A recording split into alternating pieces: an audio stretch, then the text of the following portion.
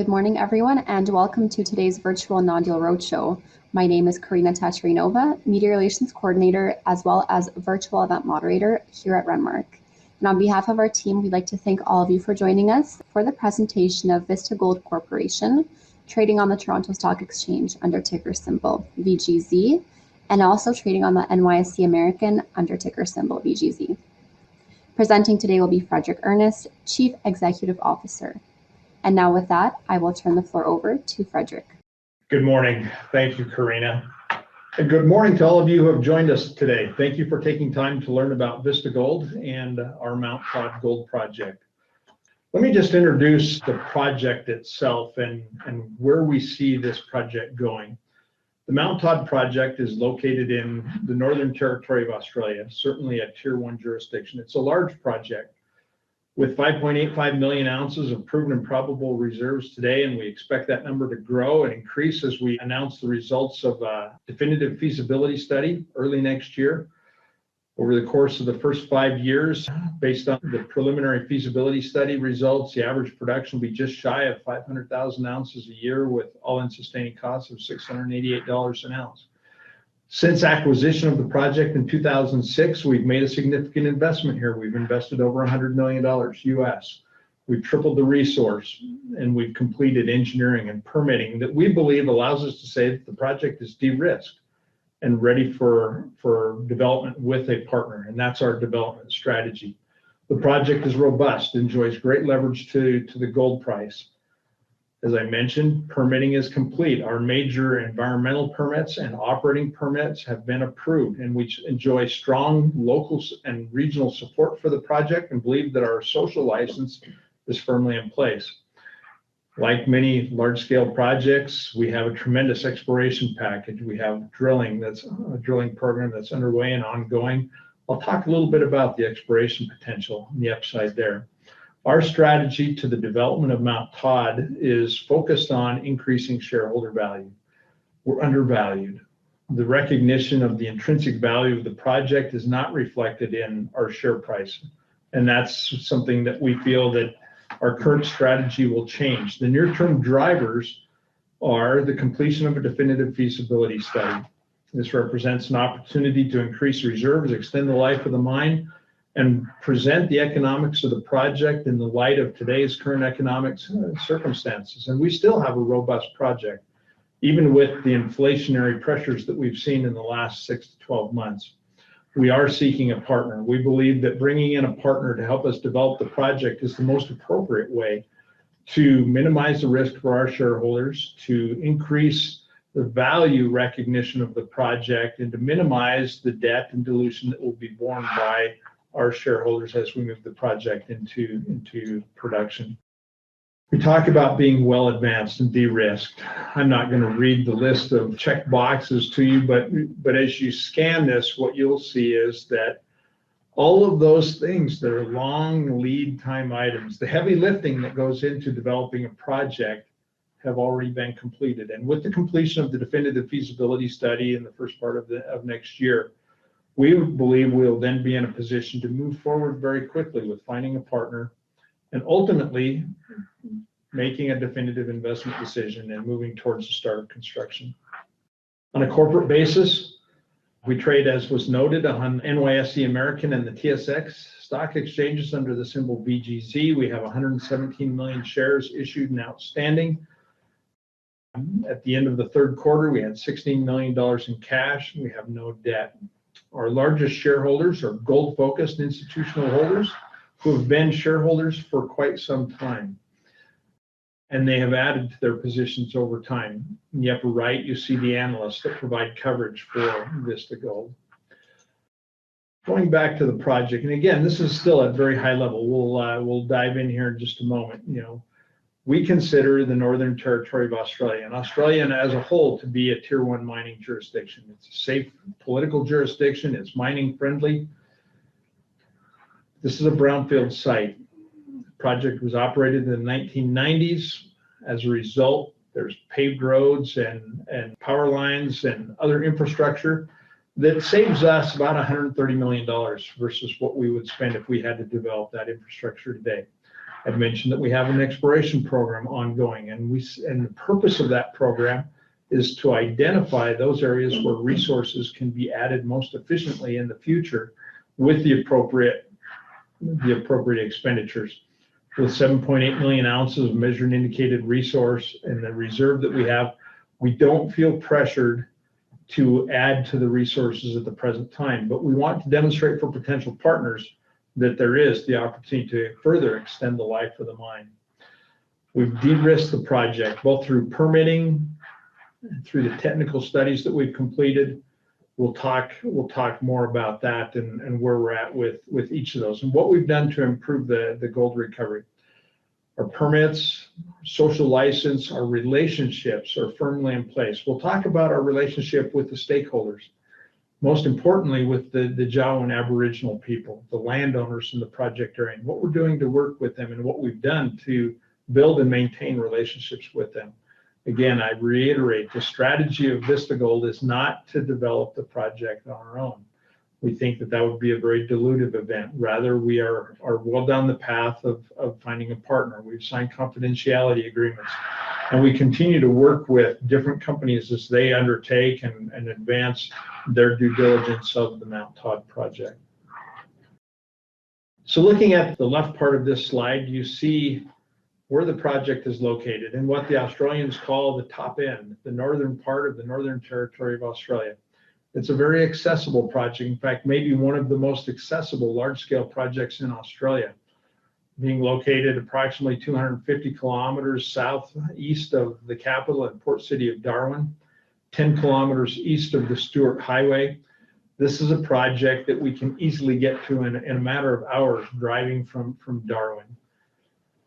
It's located close to regional centers of population and commerce. We're 30 minutes from Catherine, 45 minutes from Pine Creek. We've designed the project as a community-based project, a concept which has been endorsed and very strongly supported by the local government and local communities as well as the territory government. Unlike many of our peers in the Australian mining space who have fly-in, fly-out projects, we will not have a camp. We will not be paying the airfare to fly people in from all parts of the country. You see on the right a summary of the resources and reserves, 7.82 million ounces of measured and indicated resource. And inside of that 7.82, there's 5.85 million ounces of proven and probable reserves. As I indicated, that number will be increasing as we complete the feasibility study, and I'll explain why in a moment. As I mentioned, this is a brownfield site. This operated in the 1990s, first as a heap leach operation with very poor recoveries. Subsequently, it was converted to a milling operation. That conversion happened at a period of time when the gold price was falling, and ultimately when the gold price was around $300 an ounce, the project was shut down. As a result of those previous operations and the expenditures made by them, we enjoy paved roads, power lines to the site, a tailing storage facility which has capacity for roughly a third of the presently reported reserves, a freshwater storage reservoir which we'll raise the dam on 2 meters, and that will provide us 2 years worth of water to operate the project. There's also a natural gas pipeline, which of all of this may be the most important of the infrastructure items. Power in the Northern Territory is expensive. We currently pay between 30 and 31 cents a kilowatt hour. With the gas pipeline and the power plant that's included in our capital costs and project development plans, we estimate that we'll be able to generate our own power for approximately 25% of that. And so there's tremendous opportunity, tremendous value in having the gas pipeline. I suppose no discussion of a mining project in today's time would be complete without some discussion about the company's commitment to environmental and social stewardship. When we acquired the project, we inherited some environmental challenges, which we have addressed. Under the government's caretaking, the waste rock dump that we saw in the previous picture had started to generate acid rock drainage. The government was discharging water from the retention pond that's immediately downstream of the waste rock dump directly into the Edith River. This was a source of great concern for the community. After acquiring the project, we stopped that practice. We began to stockpile water on site as we sought the appropriate methods and protocols for treating that water. I'm very happy to report that we've succeeded. We've treated over 11 million cubic meters of water in the last 6 or 7 years and discharged that under an EPA-approved license. The water that we discharge has a pH of 7.2 compared to the acidic water that we begin treating that has a pH of 3.3. The treatment process precipitates nearly all of the metals, and so we've become the poster child in the Northern Territory for how to manage acid rock drainage. We're very pleased with that, and the community has been very supportive. We've been very transparent through the process. We told them what we were going to do, and then we executed on it. We invited them to come out and to watch and see what's going on. And we still hold community days a couple of times a year to involve the community in the activities of what's going on at Mount Todd. Starting in 2011, we began the baseline data collection for the environmental impact statement. We subsequently filed for and received the approval of that authorization. We were subsequently notified that we would be required to obtain a federal environmental authorization, which I'm happy to report was approved in January of 2018. And then we applied for the mine operating permit, what's called the Mining Management Plan in Australia. That was approved in June of this year. Those 3 permits constitute the 3 major permits for the project and allow us to begin construction of the project at any point in time that we choose. Now, in addition to the formal permits and the environmental compliance, we take our social responsibility very seriously at Mount Todd. We work very closely with not only the territory government, but the local community of Catherine and Pine Creek, and perhaps most importantly with the Jawoyn Aboriginal people. They're the landowners in the project area. In fact, they own thousands times more land than what was seen in the picture behind me. We have a contract, an agreement with the Jawoyn Aboriginal people. They have a corporation. They have a board of directors and good leadership. They employ outside help and hire people to help run their business affairs. We work very closely with that board and with the Aboriginal leaders themselves. I have regular contact with the leaders of the Jawoyn Association. A little over a year ago, we modernized our agreement with the Jawoyn. We replaced a 10% participating interest right, which over time we realized that they weren't open to carrying the risk of being a partner. We replaced it with a sliding scale royalty. They already had a 1% royalty, which was based on our granting us the right to use the surface land. We've added to that a 1/8% to 2% royalty that varies depending on gold price and foreign exchange rates. It's set up so that when conditions are such that the mine does very well, the Jawoyn will do very well. And when the mine when times at the mine are lean, payments to the Jawoyn will be substantially reduced. They truly are a partner in the development of the project, and we work very closely with them. Over half of our employees are Aboriginal. We work closely with them to regularly discuss culturally sensitive sites and sacred sites to make sure that we're doing all that can be done to protect those sites. Additionally, we talk about employment opportunities, job creation opportunities, business opportunities that will allow the Jawoyn people to create opportunities for the betterment of their people. Now, I talked about optimization. Over the last 5 years, we have undertaken studies and design changes which have allowed us to decrease our energy footprint by about 10%, and at the same time increase gold recovery by almost 10 percentage points. It's increased from 81.7% to 91.9%. We've achieved this through changes in the process flow sheet. We've added ore sorting technology. This is technology that's becoming more widely used on a daily basis in the gold industry. It's been used for over a decade in the diamond industry and other areas of the mining industry. What it does for us is it allows us to remove 10% of the run-of-mine material before it gets to the grinding circuit as material that has almost no value. That in turn has allowed us to be more efficient in the 3rd stage of crushing, to change the grinding circuit from single stage grinding to 2 stages of grinding, which in turn has allowed us to decrease the grind size from 100 microns to 40 microns. This has driven the increase in gold recovery. Mount Todd is no different than any other gold project. Typically, the finer we grind, the better our recovery. It's all about the economics of it. And with the changes that we've made, we've been able to do that and achieve this change in a very economical manner. You see from the flow sheet on the right that this is a very conventional gold project flow sheet. There's nothing in this flow sheet that's new, unproven equipment. It's all equipment that we can go to, that we can visit at some other site throughout the world, and that we can learn a lot about. So we're very happy with the design of the project. We're very pleased with the improvements and the optimization, the changes that we've been able to achieve. I indicated that there's a definitive feasibility study that's in progress. You note from the picture on the right side of this slide that there's been a great deal of work already completed. This is rendering based on the 3D AutoCAD drawings that were from our previously reported preliminary feasibility study. What you see is that much of the work is already at feasibility study standards.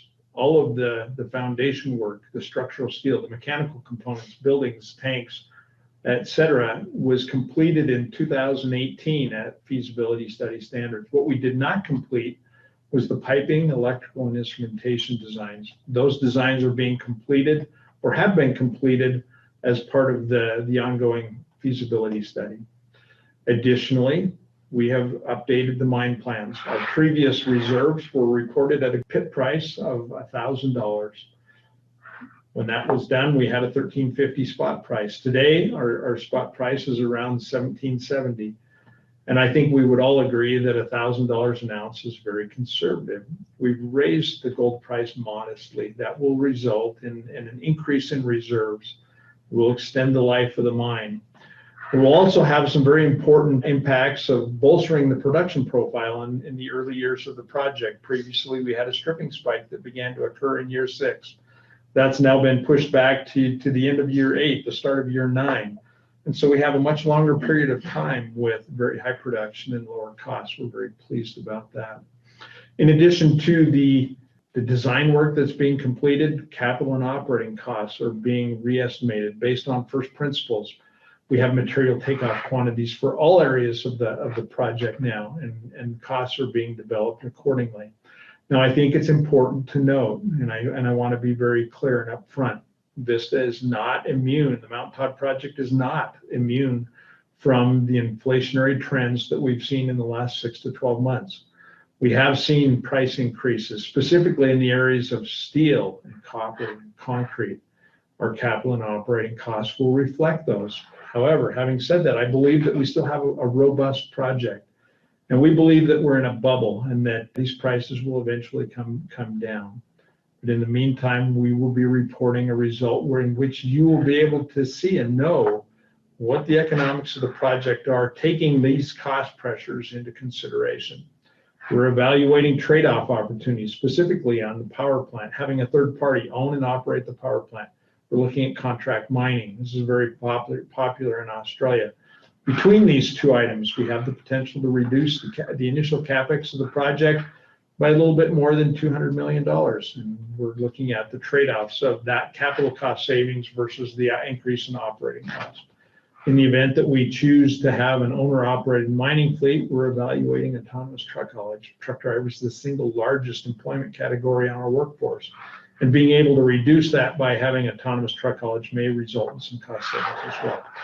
We expect to complete and announce the results of the definitive feasibility study sometime near the middle of the first quarter, maybe just a little bit earlier than that. We're very pleased with the progress. We're in the process of internal reviews that go along with completing these studies, and we look forward to announcing the results in the first part of next year. I indicated that we have tremendous exploration opportunity and upside. Of the $100 million that we've invested at Mount Todd, nearly all of it has been spent inside the boundaries of the red box that you see here in the lower part of the map. This is the boundaries of our mining license. Surrounding that, you see over a blue line that represents the boundaries of our exploration licenses. They cover almost 1,500 square kilometers. They cover two structural corridors, the Batman Driffield Trend and the Cullen Australis Trend, which are known hosts for gold mineralization at the southeast end of the Pine Creek district. This is a district that's produced gold for over 100 years. Of the $100 million that we've invested, less than 2% has been spent on the exploration licenses.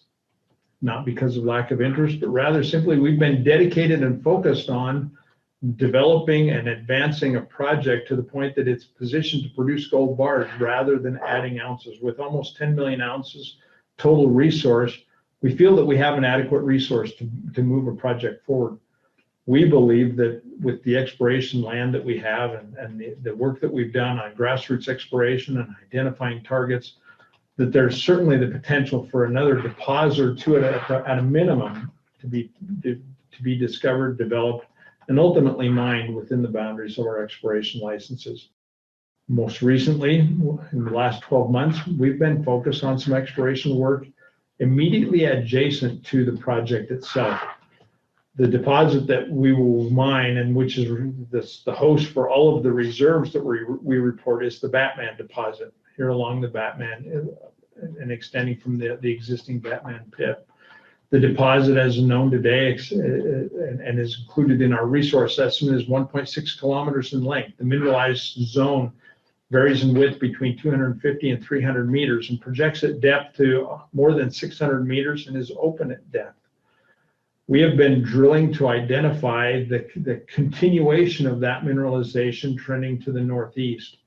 There are a number of targets. There have been some places where there's been mining conducted close to the project at Gulf and Tullis, and a little bit of activity up at Quigley's. We have a small resource at Quigley's.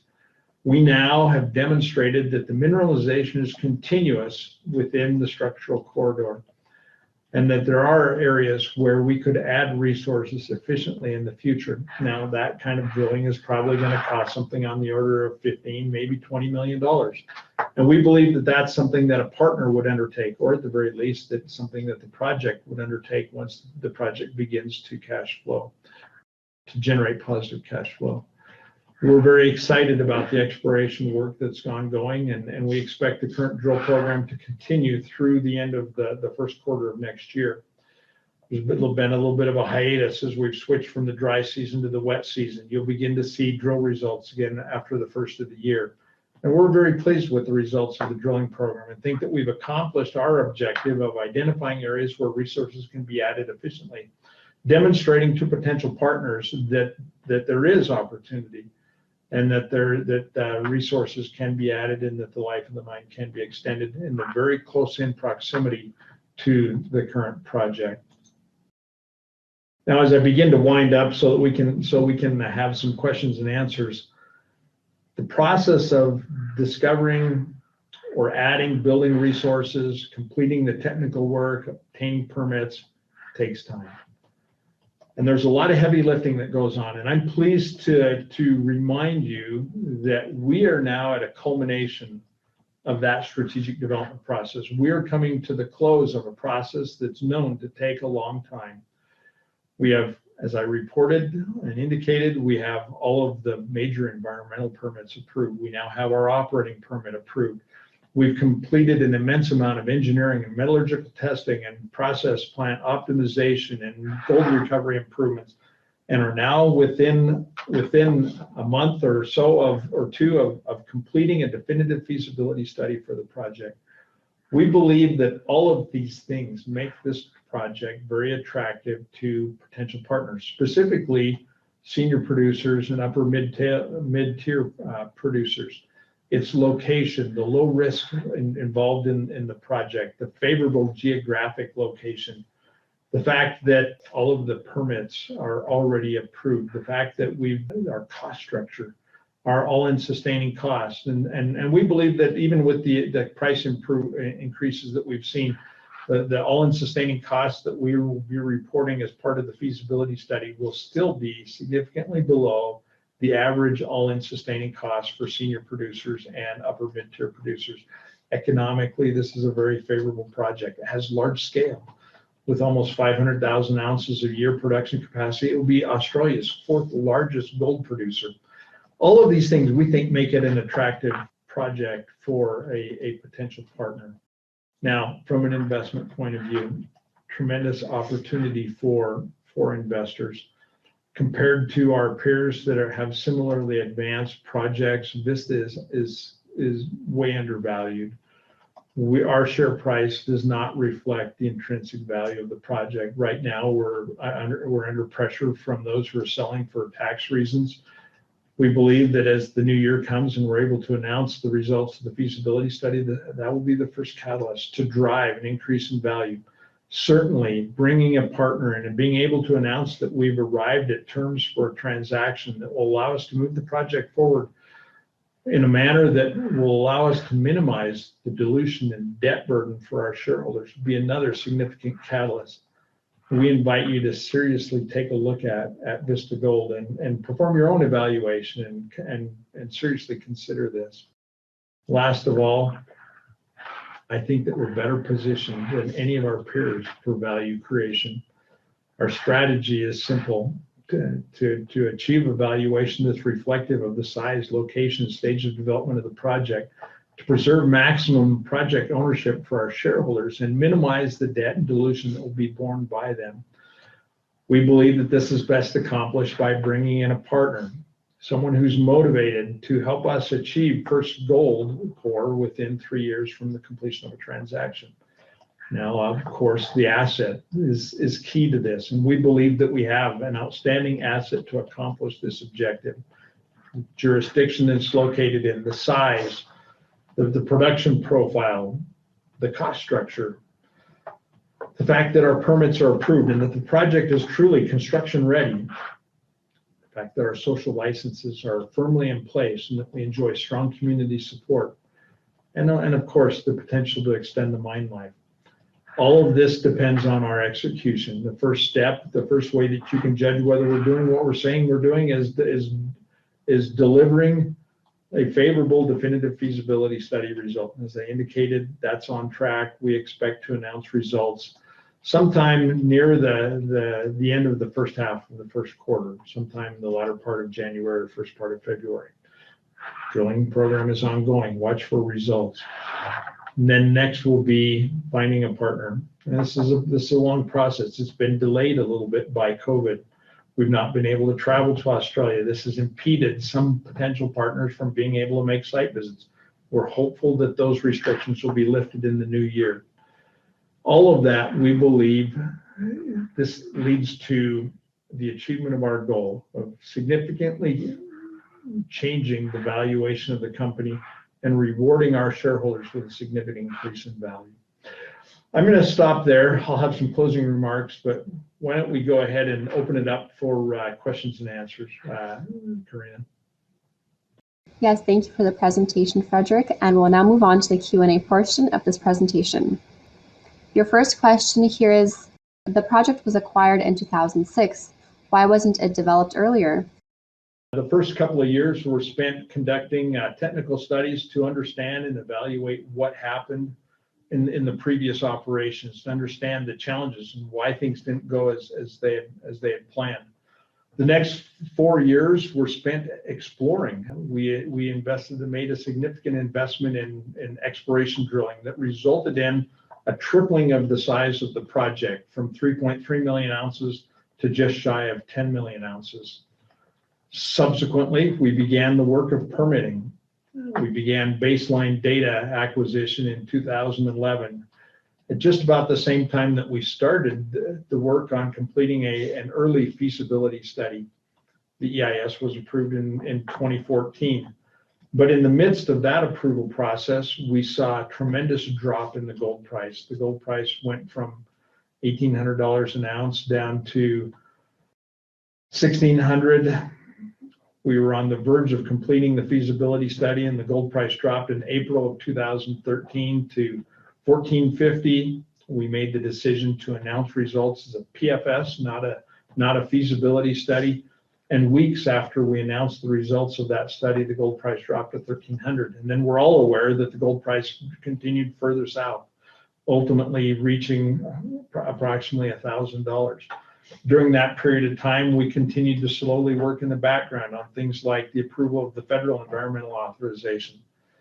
And we began the process of project optimization that's put us in the position where we are today. Ultimately, permitting has taken a lot longer than we expected. But during that point in time, we've used our time wisely, and we've made some very significant improvements in the project that have allowed us to increase the gold recovery, be more efficient energy-wise.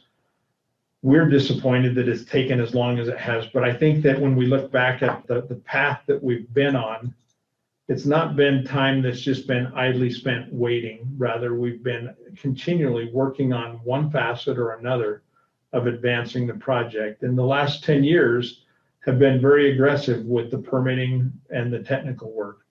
The first 5 to 6 years obviously was spent on resource growth and ongoing exploration. I know it's a long period of time, but I think that it's time that the time has come, and we're very excited about where we're at today. So what gold price will you use in the feasibility study? We haven't made that final determination, but it looks like we're going to be reporting results at a gold price of $1,600. We are aware that some of our peers have reported at $1,550, others at $1,650. We're going to stay mainstream, and we'll be reporting at $1,600. What effective date will you use for your feasibility cost estimations? All of the costs are dated late third quarter, early fourth quarter of 2021. The costs have been started coming in the month of September. Most of the costs have dates of October or early November. Do you have plans to do any work on the exploration targets you identified in 2022? You know, our focus in the exploration has been to identify areas where resource growth can happen efficiently.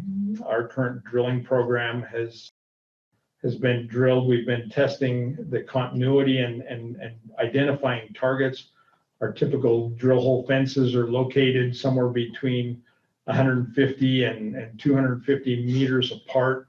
We're not conducting infill drilling. We're not spending the money to add resources at this point in time. Rather, it's been an exercise to demonstrate that within the roughly 5 kilometers to the north of the project, in other words, within the boundaries of the mining license and literally in our backyard, that there's the opportunity with the appropriate infill drilling to add resources. We are not going to undertake the expenditure to add resources at this time. We just, with a project that has a mine life of approaching 15 years, that we see a path forward to have a mine life that's well in excess of 20 years, but we're not going to make that expenditure ourselves. Are there any other efficiencies that could be implemented to improve your recoveries further? Really, the way that you improve recovery further would be to grind to an even finer size. We do know our test work, we have conducted grinding down to 15 microns. We know that there is a recovery improvement that would happen at grinding to that size. However, the economics of grinding to that size are not favorable at current gold prices. Now at a significantly higher gold price, something in the plus $2,100-$2,200 an ounce range, that could be a different thought. And the equipment that we've selected is certainly capable of grinding to a finer size. It's all about residence time and the number of units. We could grind to a finer size with a very small increase in the number of units in the secondary grinding circuit. But at this point in time, the economics of grinding to a finer grind size so that we can increase gold recovery modestly are not economically favorable. Would you be open to a JV partner if an all-out purchase does not occur? We have always said that we believe that partnering is the best path to creating value for our shareholders. With regards to selling the asset, we're not opposed to doing that if it's done at the right price. And by saying that, I mean we're not going to sell the project at some modest premium to our market cap. If we were to sell the asset, it would be on the basis of the intrinsic value of the project, which is currently not recognized in our market cap. But we're not opposed to that if ultimately that's the best way to create value for a shareholder. But it has to be something that truly does create value for shareholders. That's our primary focus. How many jobs would be needed to fill during construction? During the construction phase, our employment at Mount Todd will peak just shy of 1,000 people. Steady state operations will provide employment for approximately 400 people. And that doesn't include the mine maintenance staff. We have contemplated that we will have a maintenance and repair contract, and that Caterpillar or Komatsu will provide that workforce. So in addition to the 400 people that we will have on the mine site, direct employees of Vista Gold, there will be another approximately 110 people employed by the equipment company to provide maintenance services for the mining fleet. How hands-on is the local Aboriginal group, and to what extent do they contribute to the day-to-day operations? Like I said, half of our employees are Aboriginal. We have some very qualified fitters and mechanics, and our environmental person is Aboriginal. He's in charge of all of our sampling and environmental monitoring. They're an integral part of our team. They're well trained, they're educated, they're very capable. And we are exploring ways with the Jawoyn Association to provide employment training to prepare people to enter the workforce and working at Mount Todd specifically, both in the construction trades and also as mine and plant operators. We envision with time that through the use of scholarships and other means to encourage higher education, that there will be Aboriginal people who join our workforce in accounting and engineering and geology fields that will continue to add to the workforce and contribute in meaningful ways over the life of the project. But right now, as an operation that's basically care and maintenance and exploration, our Aboriginal employees are on par with our other employees as far as skills and their level of contribution. How have rising fuel costs affected the overall project economics? Yeah, it's a little early for me to talk about specific numbers, but I can give you kind of some background information. You know, our mining equipment costs have not increased appreciably. We're probably looking at something on the order of 4 to 5% since our last study. Major mill component costs have gone up only slightly. We have seen increases in the cost of steel, and copper, concrete, which affect the construction costs. Our labor costs for operations, we've perhaps been very conservative in the past, have only gone up approximately 4 or 5% since our last study. Gang rates for construction have gone up a bit more. You know, I just talking about steel and copper, you know, concrete, some of those costs are up between 30 and 50%. So there's some very significant increases there. Fuel costs, however, have remained very constant. We are still using a price for natural gas of $7 per petajoule. It's the price we used in the previous study. In fact, there are those we've not been able to obtain a quote, but there are those who believe that ultimately with a long-term contract that we'll be able to purchase gas for perhaps 15 or 20% less than that on natural gas. Diesel fuel prices, our last bulk purchase of diesel fuel just a month or two ago was within a couple of pennies per liter of what we used as the diesel fuel price in the 2019 study. So our fuel prices in Australian dollars are very constant, but we have seen some increases in other reagents and material supplies. Do you see the recent uptick in COVID cases related to the Omicron variant as having any impact on the work currently being done on the Mount Todd project? COVID is a very interesting topic for us. In general terms, operation of the site has not had any significant impact. We have those who watch the news will know and understand that Australia has taken quite a different approach than the rest of the world with regards to COVID. We believe it's changing, but They've implemented lockdowns and have tried very, very stringently to keep the virus out of their country. I think part of that's been driven by the slow progress that they made initially in vaccinations, but also their general concern for the health and well-being of the Aboriginal people, their lifestyles, and their close-knit associations lead one to believe that if COVID were to get started in one of the Aboriginal communities, that it could be very devastating. They've made significant progress on vaccinations throughout the country, but they still continue to have hotspots that they isolate and have lockdowns. Fortunately, the impact of those measures has been very minimal on the project. Generally speaking, we've been able to get people to and from the site without any restrictions. We had some challenges with drillers who live outside of the Northern Territory, and when they leave for break have not been able to get back to the territory in as expeditious a manner as what we'd hoped. Perhaps the most important impact that the COVID pandemic has had on the project is the overall Australian government travel restrictions that have prohibited foreigners like me and like other executives and technical teams that may want to get to Mount Todd from being able to enter the country.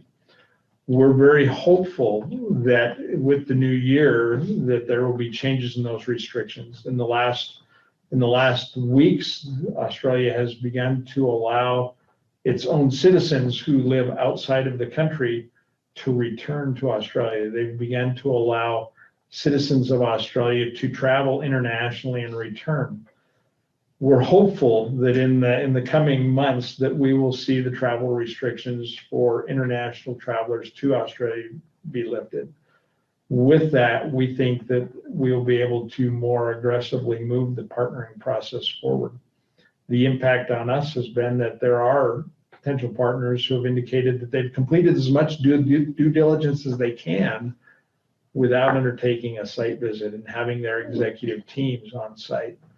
We're completely understanding of the fact that they would want to have executive teams on site before making a decision. And those travel restrictions have had an impact on our ability to move forward with finding a partner. But as far as the day-to-day operations and exploration activities of the project, COVID has had very few and negligible impacts on the project. With that, this concludes the Q&A portion for today's presentation. Thank you, Frederick, for taking all of the questions. I will now turn the floor over to Frederick for his final remarks. Thank you, Karina.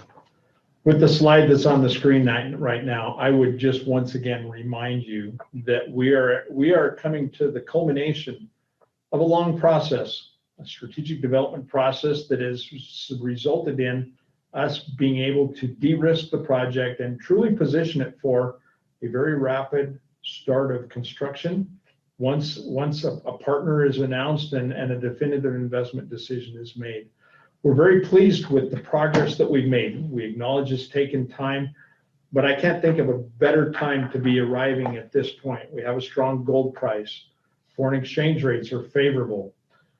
And the environment in the gold space amongst our senior producers and upper mid-tier development or upper mid-tier producer peers is that they're looking for projects, particularly those like Mount Todd. Now we know that there's been an appetite in the most recent past for projects that are already in operation and cash flowing. That can't go on forever. At some point, the pendulum has to shift toward projects that are ready to be developed. And we believe that Mount Todd is ideally positioned in that space to be one of the first projects to move forward with a partner. We are focused on a strategy to create value for our shareholders. I think it's very clear that we're undervalued. I don't think that there's a better time to establish an initial position in Vista Gold than today. And we invite you to seriously consider an investment in Vista Gold. Please watch what we're doing and don't miss the boat. When things start to happen, when we start to achieve the catalyst that I've laid out for you, we believe that there will be very rapid growth in the value of the company and the opportunity for significant value creation. We thank you for taking the time to join us this morning to learn more about Vista Gold and about the Mount Todd Gold Project. And we wish all of you a very, very pleasant day, happy holiday season, and a Merry Christmas. Thank you. Once again, this was Vista Gold Corporation, trading on the TSX and NYSE American under ticker symbol VGZ. Thank you again, everyone in Halifax and surrounding areas for joining us today. Stay tuned for future presentations in your area, and we'll see you next time.